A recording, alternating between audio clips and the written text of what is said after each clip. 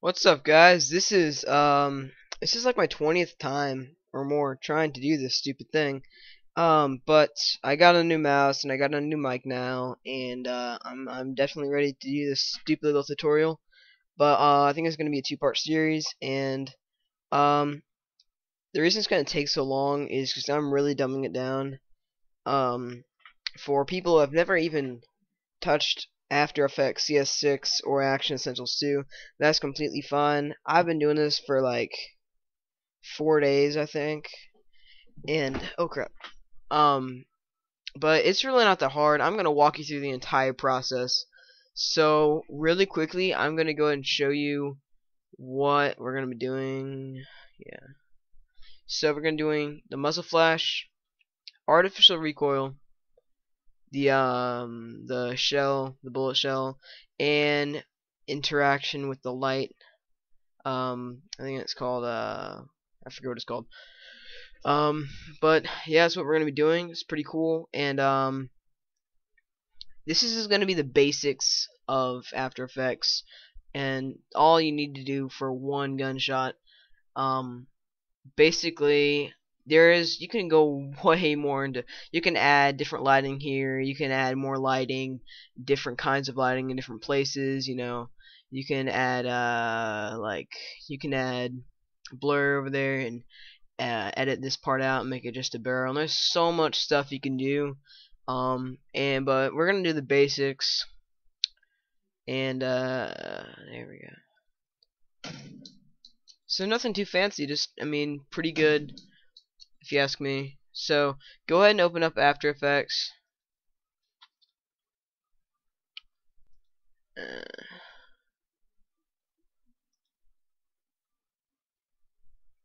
but yours is probably gonna look like this, and you might even have some paint and text or whatever, kind of like that. What you're gonna do before you touch anything else, come over to where workspace is, left click it, and go down to effects. And if you have paint or text anywhere right here, go ahead and hit those little X's right there. Just make it look exactly like this, or at least close enough to this that you'll know what I'm doing. Which is basically just get as close as you possibly can by just clicking on stuff. All you should have is paint and text, I think, and just hit those little X's, and it should look like this, or at least relatively close enough to this. Now what we're gonna do now is import the video. So know where your video is. So mine, to import, we're gonna go to File, then hit Import File. And it's good to know where your video is. If you have yours in a video folder like you should, go over to Libraries, Videos, and it's right there. I don't know why it's all highlighted. And I'm using this one. So, whenever we import a video or an effect or a file or anything like that, the very first thing we're gonna do is it's gonna come into here, and the very first thing you're gonna do is you're gonna drag it into this box down here. All you have to do is left click it and drag it. Can't really get much simpler. And once you have this, you can drag it anywhere and it'll go like this. First thing we're gonna do is artificial recoil. And really quickly, I'm gonna make sure you have your bearings.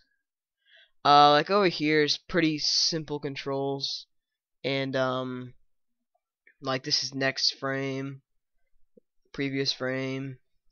One thing I would not really want try to touch is these, like right here is like last frame, and a lot of times, um, depending on how long your video is, you'll get this little thing, because this is like the indicator of where, like, I think it's called like a time indicator, current time indicator. Um, and as you can see, mine's going by frames right now, but sometimes, like yours will be much bigger, and it'll be like a minute long, and so you're definitely going to be using next frame, and you might get it right where you need it, and you accidentally hit this instead. It's extremely disappointing. I've done that a number of times. But actually, the very first thing we're going to do is hit play, and we're going to let it buffer through to make it faster in the long run. And every now and then you might need to do this, like whenever you import a new effect or something.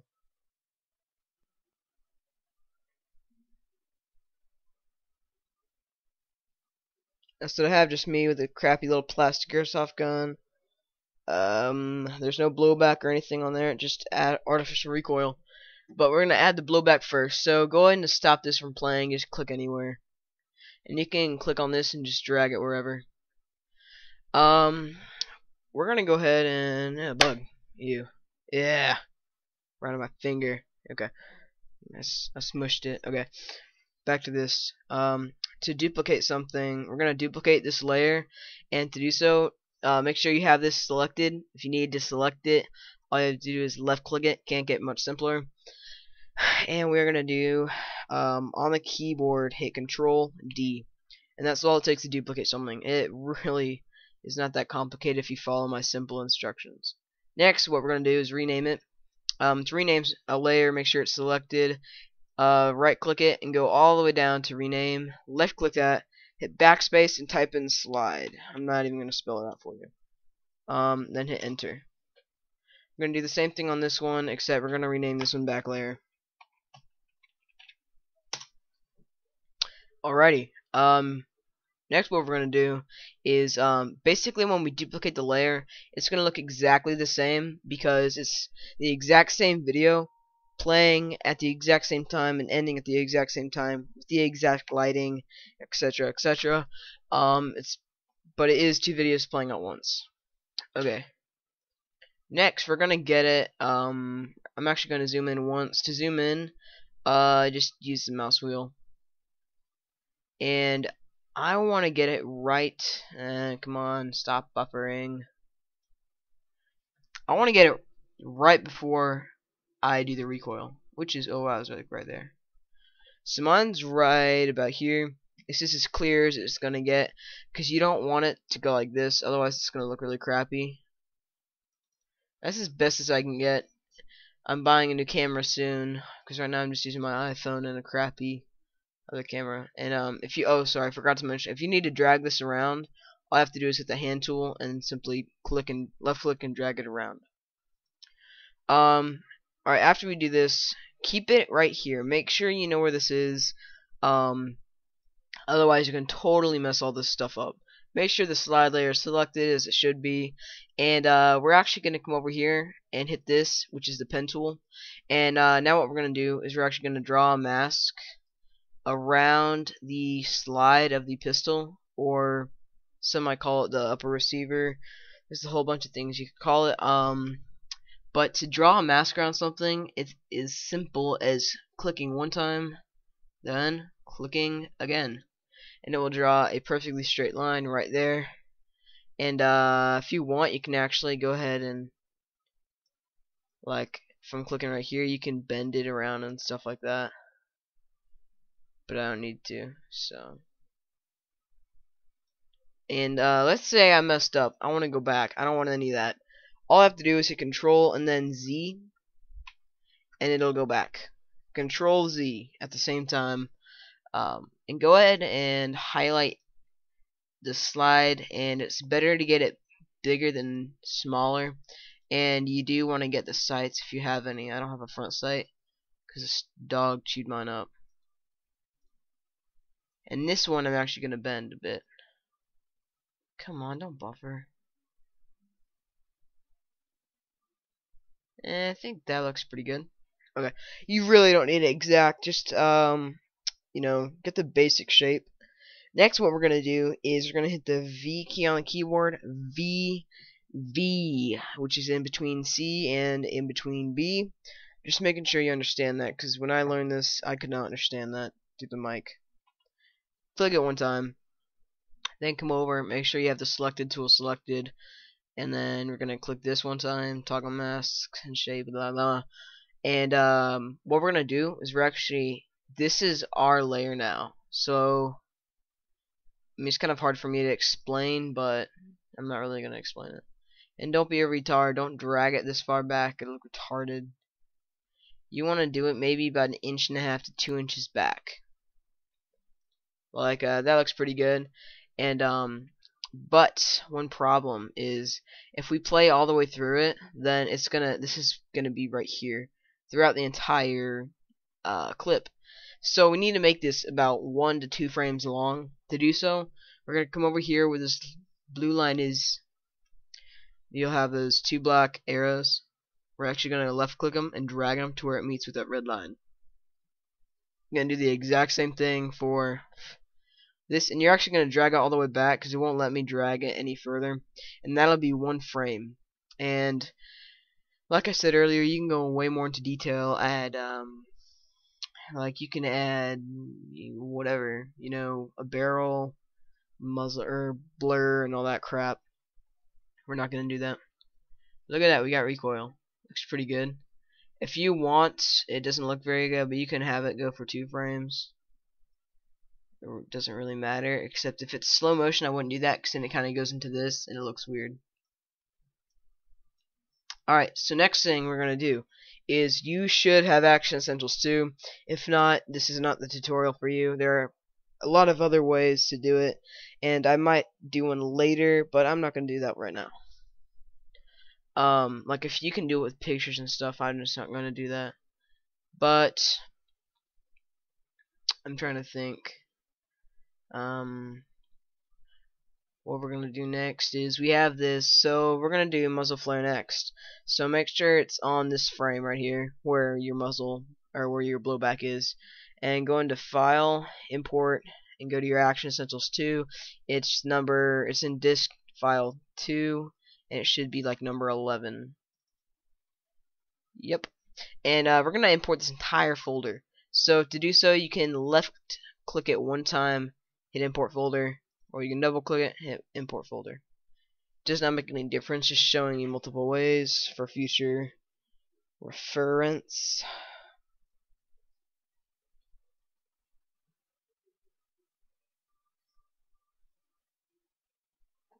And it might take a little bit depending on how